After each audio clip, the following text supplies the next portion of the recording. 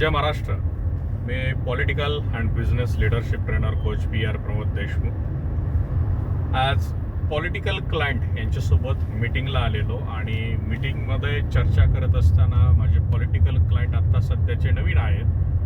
त्यांचा प्रश्न मला असा होता की सध्याची राजकीय परिस्थिती आणि लीडर्स भूमिका पाहता आम्ही कशा पद्धतीने आमच्या पॉलिटिकल करिअरमध्ये वाटचाल केली पाहिजे, कोणती काळजी घेतली पाहिजे.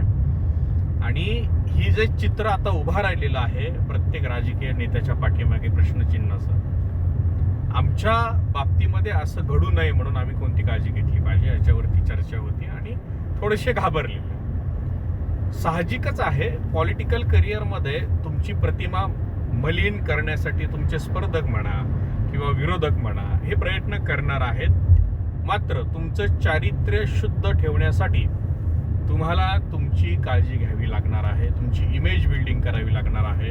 इमेज मॅनेजमेंट डेव्हलपमेंट सिस्टीम तुमच्याकडे असावी लागणार आहे. त्याच्यासाठी त्यांच्यासोबत मी मीटिंग केली, त्यांच्या मनातले प्रश्न संपूर्ण सॉल्व्ह केले आणि म्हटलं चला प्रवास करतोय तर आपले जे नवीन क्लायंट आता होणारे आहेत किंवा अनेक लोक मला कॉल करतात, त्यांच्या मनामध्ये पण सध्या हे प्रश्न निर्माण झालेले आहेत की सध्याची राजकीय परिस्थिती पाहता आम्ही देखील कोणती काळजी घेतली पाहिजे याच्यावरती थोडंसं आम्हाला मार्गदर्शन करा.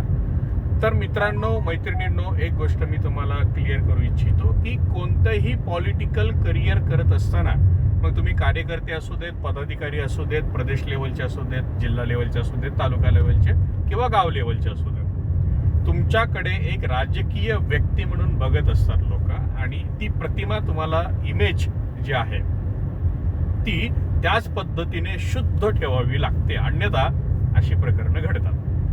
चूक काय होतीये, तुम्ही इमोशनल होता, इमोशनल झाल्यानंतर कोणत्या तरी व्यक्तीच्या जाळ्यात अडकता आणि मग तिथून पुढे तुमचा करिअर बर्बाद सुरू होतं. मी नेहमी माझ्या क्लायंटला हेच सांगत असतो की पॉलिटिकल इमेज तयार करत असताना याच्या त्याच्या पाया पडण्यापेक्षा एक पॉलिटिकल ट्रेनर तुमच्यासोबत असू देत, तो तुमची image develop and image building develop करून देण्याचं काम करेल. दुसरी गोष्ट आहे, पॉलिटिकल करिअरमध्ये सगळ्यात महत्वाचं विश्वास कोणावरतीच ठेवायचा नाही.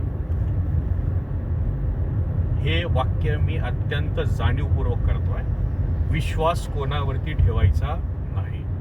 मनाला जे योग्य वाटेल तेच तुम्ही करायचं आहे. तुम्ही म्हणाल तुम्ही तर आमचे पॉलिटिकल ट्रेनर आहे, मग तुमच्यावरती विश्वास ठेवायचा की नाही ठेवायचा? ट्रेनिंग, ट्रेनर, मार्गदर्शन, सल्लागार इथपर्यंत विश्वास तुम्ही ठेवायचा. तिथून पुढे स्वतः निर्भीड बनायचा. डिसिजन मेकिंग पॉवर जी आहे ती ग्रोथ करायची आहे. कोणाची गरज आपल्याला आत्ता सध्या आहे ते पाहून पॉलिटिक्समध्ये पुढे चालायचं आहे. सांगण्यासारखं भरपूर काही आहे, परंतु सगळ्याच गोष्टी जर तुम्हाला आता सांगितल्या महत्व राहणार नाहीये. हलक्यात घेताल तुम्ही त्या गोष्टी. परंतु तुम्हाला जर पॉलिटिक्समध्ये पुढे जायचं असेल, पॉलिटिक्समध्ये करिअर करायचं असेल, मग तुम्ही पुरुष असू देत किंवा स्त्री असू देत, कारण की महिलांनी तर फार काळजी घेतली पाहिजे पॉलिटिक्समध्ये, पुरुषांनी पण काळजी घेतली पाहिजे. ती काळजी कशी घ्यावी लागते, पॉलिटिकल इमेज ग्रोथ कशी करावी लागते, याबद्दल तुम्हाला अधिक माहिती पाहिजे असल्यास माझ्याशी संपर्क करा. तुम्हाला मला तुमचा पॉलिटिकल पर्सनल ट्रेनर म्हणून नियुक्त करायचं असेल तर माझ्यासोबत सुरुवातीला बिझनेस मीटिंग करा.